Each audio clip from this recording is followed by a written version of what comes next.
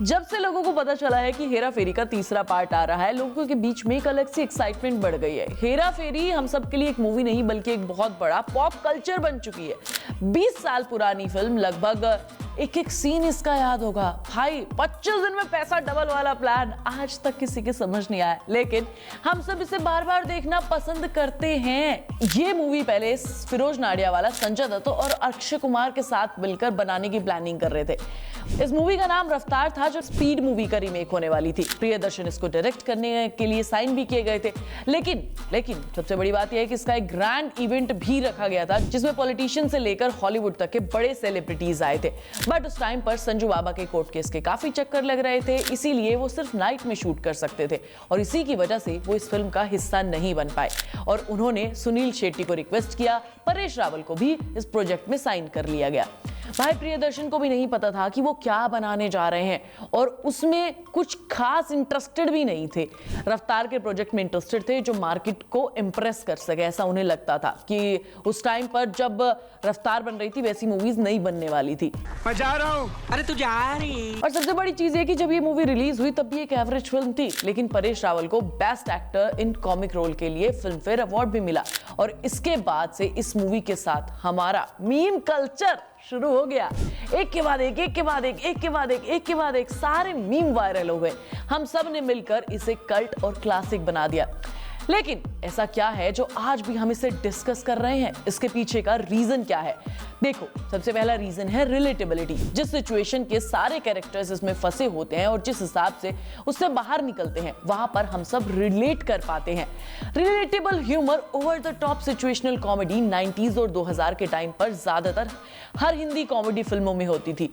Over acting भी होती थी, जबरदस्ती की पंचलाइन पर टिकी होती थी पूरी मूवी। लेकिन हेरा फेरी में हंसी की वजह थी इमोशनल और सिचुएशनल ह्यूमर। बाबू राव की टूटी फूटी इंग्लिश, राजू के चालाकी भरे प्लान्स और शाम की सीधी सादी जिंदगी। उन्हें ये सारी चीजें जो गलतफहमियों में कन्वर्ट होती थी, ये सब कुछ बहुत ही नेचुरल और रिलेटेबल लगा था। लोग इन कैरेक्टर से खुद को जोड़ पाए। उठा ले रे बाबा, उठा ले। मेरे को नहीं रे, इन दोनों को उठा ले। क्योंकि लोगों को ये नकली नहीं लगे, इसीलिए मूवी का ह्यूमर आज की डेट में भी आपको बिल्कुल भी पुराना नहीं लगेगा। और फिर जिस तरीके से मूवी के हर कैरेक्टर ने अपना रोल प्ले किया, वो सच में बहुत ही ज्यादा अमेजिंग है। देखो, इस मूवी में अक्षय कुमार ने राजू का कैरेक्टर प्ले किया, जो चालाक है, लालची है, लेकिन दिल से मासूम सा लड़का है। ये हंस रहे हलकट, हंस। अक्षय कुमार ने इससे पहले भी कुछ फिल्मों में हल्की फुल्की कॉमेडी की थी, लेकिन हेरा फेरी में उनकी परफॉर्मेंस ने सबको चौंका दिया था। उनका हाव भाव, बोलने का तरीका और इधर ऐसे इस तरीके से लुक देकर अपनी बात कहने का जो अंदाज था ना, उससे लोगों को एक नेचुरल चीज फील हुई कि भाई ये तो बहुत नेचुरल है, हम भी करते हैं ऐसी चीज। और लोगों को यकीन ही नहीं हुआ कि इसकी वजह से अक्षय कुमार, जो एक एक्शन फिल्मों के हीरो माने जाते थे, आज की डेट में वो लोगों को एक कॉमेडी के तौर पर भी दिख रहे हैं। उनकी परफॉर्मेंस इस मूवी में नेक्स्ट लेवल थी, नेक्स्ट लेवल। लोगों को कुछ अलग देखने को मिला और पसंद आया। अक्षय कुमार के जैसे ही सुनील शेट्टी का जो कैरेक्टर है श्याम, वो उन्होंने प्ले किया एक सीधा साधा, उनका गुस्सा, बेबस एक्सप्रेशन और राजू से होने वाली उनकी टक्कर मूवी की सबसे मजेदार चीज थी। तेरे कुत्ते के टुकड़े टुकड़े करके तेरी पोती को खिला देंगे। श्याम की मासूमियत और राजू की चालाकी के बीच में जो एक मूवी में हमें ह्यूमर क्रिएट करके दिया है ना, वो इस मूवी की सबसे बड़ी यूएसपी है। और बाबू भैया गणपत राव आप्टे का जादू, ये इस मूवी की असली जान थे। ये कैरेक्टर इतना जबरदस्त था कि आज भी बॉलीवुड के सबसे आइकॉनिक कैरेक्टर्स में से एक है। उनकी टूटी फूटी इंग्लिश, मासूमियत, बेधड़क बातें, अजीबोगरीब हरकतें फिल्म को एक अलग ही लेवल पर लेकर चली गई। तेरी माँ की रख। देखो, जब ये मूवी बनी ना, उससे पहले भी कॉमेडी फिल्मों का ही चलन था। अंदाज अपना अपना, हीरो नंबर 1 और इश्क को मैं कैसे भूल सकती हूँ, बीवी नंबर टब, और भी बहुत सारी मूवीज है। और उस टाइम पर हमारे हीरो अक्षय कुमार और सुनील शेट्टी एक एक्शन हीरो के तौर पर स्टैब्लिश थे। और हमारे बाबूराव गणपत राव आप्टे, वो ज्यादातर नेगेटिव कैरेक्टर्स किए करते थे, विलन के कैरेक्टर प्ले किया करते थे, जिसे देखकर लोग डरते कम थे, हंसते ज्यादा थे। प्रियदर्शन उस टाइम पर सिर्फ मलयालम फिल्में बनाते थे। हिंदी में उन्होंने 4 से 5 फिल्में की थी, विरासत और गर्दिश टाइप कुछ मूवीज। हिंदी में उनकी ये पहली ब्लॉकबस्टर मूवी थी, लेकिन किसी को नहीं पता था कि भाई इसके बाद प्रियदर्शन कुछ ऐसा बनाने वाले हैं जो सालों तक याद रखा जाएगा। और इसके बाद शुरू हो जाता है प्रियदर्शन का अपना एरा, जो आज तक हम सेलिब्रेट करते हैं। ये भी वजह है कि आज इस मूवी को हम कल्ट क्लासिक मूवीज में से एक मानते हैं और इसके तीसरे पार्ट का आज हम इंतजार भी कर रहे हैं। इसके बाद एक पॉइंट ये भी आता है कि भाई मूवी के डायलॉग, मूवी की राइटिंग इतनी जबरदस्त तरीके से की गई है कि भाई ना चाहते हुए भी लोगों को याद रखती है।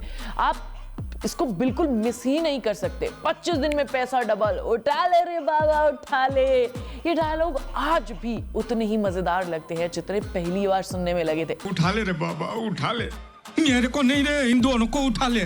परेश रावल के इस कैरेक्टर को इतना शानदार तरीके से प्ले किया गया है और लिखा गया है कि आज भी लोग कॉमेडी फिल्मों की जब बात करते हैं तो बाबू राव का नाम सबसे टॉप पे आता है। बाबा, इस मूवी के डायलॉग इसकी सबसे बड़ी यूएसपी बन गए और हम सब के लिए रिलेटेबल भी बन गए। और लास्ट में इसका रीवॉच वैल्यू, जितनी बार देखो उतनी बार मजा। हेरा फेरी उन गिनी चुनी फिल्मों में से एक है जो हर बार देखने पर उतनी ही मजेदार लगती है।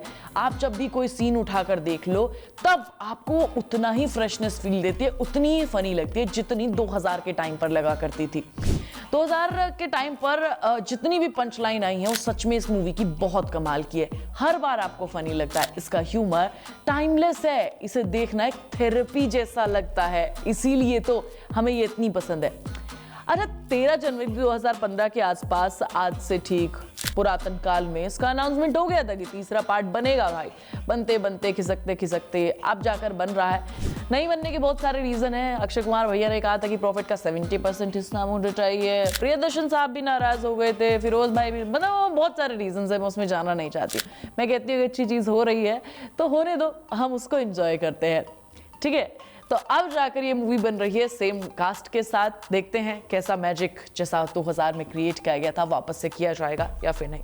मुझे तो सीरियसली बताओ ये मूवी बहुत पसंद है, तुम बताओ तुम्हें कितनी पसंद है। मैं मिलूंगी तुम्हें नेक्स्ट वीडियो में, तब तक तुम चैनल को सब्सक्राइब कर लेना, वीडियो को लाइक और शेयर कर लेना और बेल आइकन दबाना बिल्कुल मत भूल जाना।